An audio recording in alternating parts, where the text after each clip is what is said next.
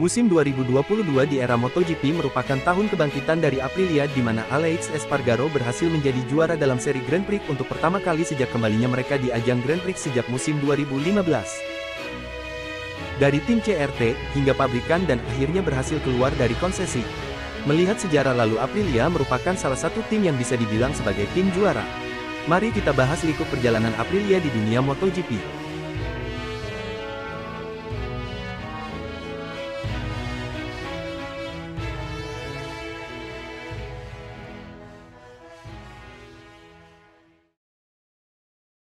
Nama Aprilia sangat erat kaitannya dengan dunia balap MotoGP. Balapan Grand Prix sudah akrab bagi Aprilia, pabrikan tersebut telah memulai debutnya masuk ke kejuaraan dunia pada era 1980-an di kelas Grand Prix 125cc dan 250cc. Pembalap seperti Loris Reggiani dan Alessandro Gramigni membantu memulai jalur balap yang sukses untuk Aprilia, dengan pengendara Italia dengan sepeda Italia menjadi kunci filosofi pabrikan, Made in Italy. Bersama Gramigni pada tahun 1992, Aprilia memenangkan gelar juara dunia pertama mereka di kelas 125cc diikuti oleh kisah sukses selanjutnya. Tapi di kelas GP 250cc lah Aprilia benar-benar membuat kemajuan, dengan kemenangan Max Biaggi. Max Biaggi menandai dimulainya era yang sangat sukses.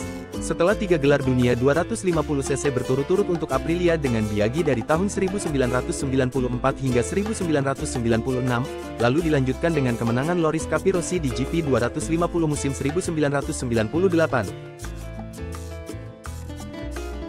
Akhir 1990-an juga menjadi tahun bagi Valentino Rossi menggetarkan penggemar balapan dan awal bersejarah, bersama mesin Aprilia saat ia memenangkan 2 gelar juara pertamanya dari total 9 kejuaraan dunia yang ia raih. Di awal perjalanan karirnya, Rossi menghabiskan 4 tahun pertamanya di balapan Grand Prix dengan motor Aprilia, memenangkan gelar 125cc pada 1997 dan mahkota 250cc pada 1999, sebelum ia naik ke kelas utama GP 500 kala itu. Tercatat sepanjang musim 1990 hingga 2000-an dalam kurun waktu 10 tahun.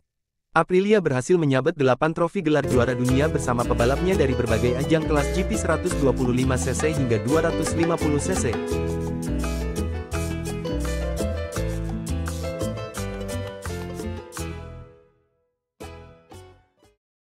Namun sayangnya kisah kesuksesan Aprilia di kelas 125cc dan 250cc tidak berlanjut di ajang kelas 500cc atau sekarang ini MotoGP. Di ajang kasta paling tinggi balap sepeda motor Grand Prix itu justru seperti tumpul. Ambisi Aprilia masuk kelas 500cc untuk dapat menyaingi pabrikan Jepang, Yamaha dan Honda yang saat itu perkasa tidaklah mudah. Mesin Aprilia RSW2 tidak mampu menyaingi duo Jepang itu di ajang MotoGP. Memang kala itu sulit bagi Aprilia yang gunakan mesin 500cc V-Twin, beradu dengan mesin V4-nya Honda NSR. Power yang dihasilkan Aprilia RSW hanya kisaran 140 dk jauh jika dibandingkan dengan NSR yang tembus 200 dk kala itu. Beberapa upgrade pun dan pengembangan terus dilakukan sepanjang periode 1996 hingga 2000-an, bahkan mereka absen di musim 1998 untuk mengembangkan dan pengetesan mesin mereka. Ketika era MotoGP bergulir, untuk menggantikan RSW2 tak mereka, Aprilia mengembangkan mesin 4 tak yang diberi nama Aprilia RS Cube atau RS3 untuk berkompetisi di ajang MotoGP. Motor ini dibekali mesin 990cc 3 silinder 4 stroke untuk menyesuaikan dengan aturan MotoGP saat itu.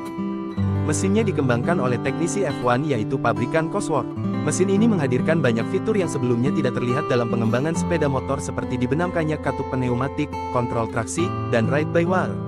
Para teknisi bekerja keras untuk membuat kemajuan yang mereka bisa.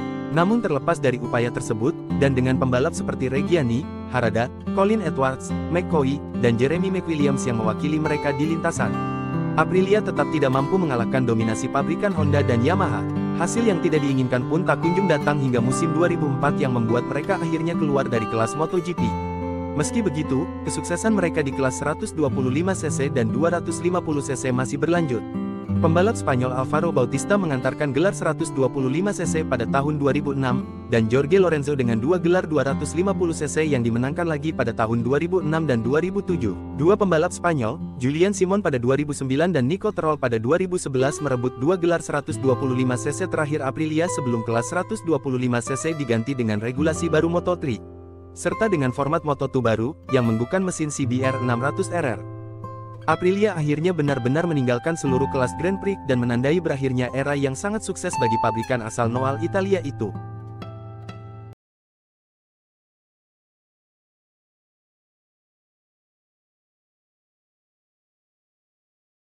Musim MotoGP era tahun 2011 sampai tahun 2015 menjadi awal era kembalinya pabrikan Aprilia kembali ke ajang MotoGP. Kala itu MotoGP sedang dilanda krisis pebalap dan tim setelah Suzuki ikut keluar dari ajang. Sehingga membuat Dorna merilis kategori, kelas CRT. Claiming Rule Teams alias CRT yang mulai 2014 berganti nama menjadi Open Entries alias kelas terbuka. Masuk sebagai kategori khusus di MotoGP selain 3 pabrikan utama. CRT terbuka untuk tim privatier yang bisa mengadaptasi mesin agar setara dengan mesin 1000cc MotoGP dan sasis bebas. Aprilia termasuk pabrikan yang diuntungkan dengan adanya CRT sebelum benar-benar menginjakkan kakinya dalam kompetisi prototipe MotoGP. Karena dalam kelas ini jatah mesin selama semusim lebih banyak. Bahkan lebih banyak dari tim satelit pabrikan. Kala itu pebalap seperti Petrucci, De Puniet, Espargaro bersama tim Aspar dan Ioda Racing menjadi pebalap di kelas terbuka bersama Aprilia CRT. Kelas ini menguntungkan Aprilia, karena makin banyak tes dan pengembangan, serta data-data yang dibutuhkan untuk benar-benar tampil dengan full mesin prototip di ajang MotoGP.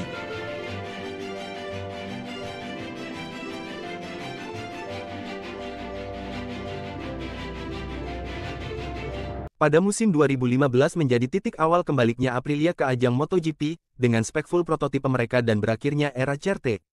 Musim 2015 Aprilia bersama Gresini punya proyek jangka panjang selanjutnya.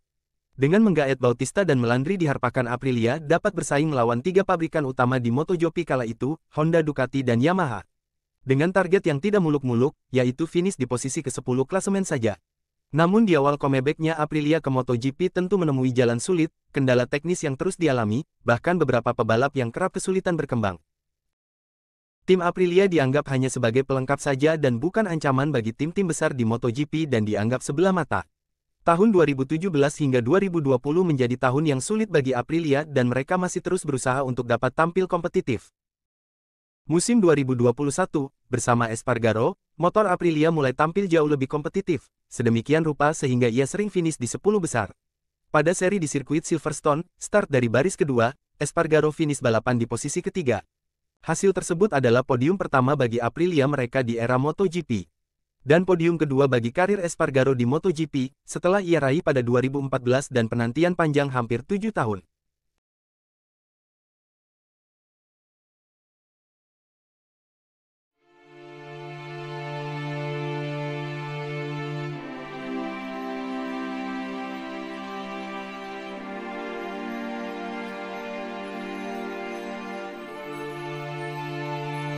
Tahun 2022 menandai kebangkitan Aprilia di era MotoGP, dengan Aprilia RSGP mereka yang makin kompetitif.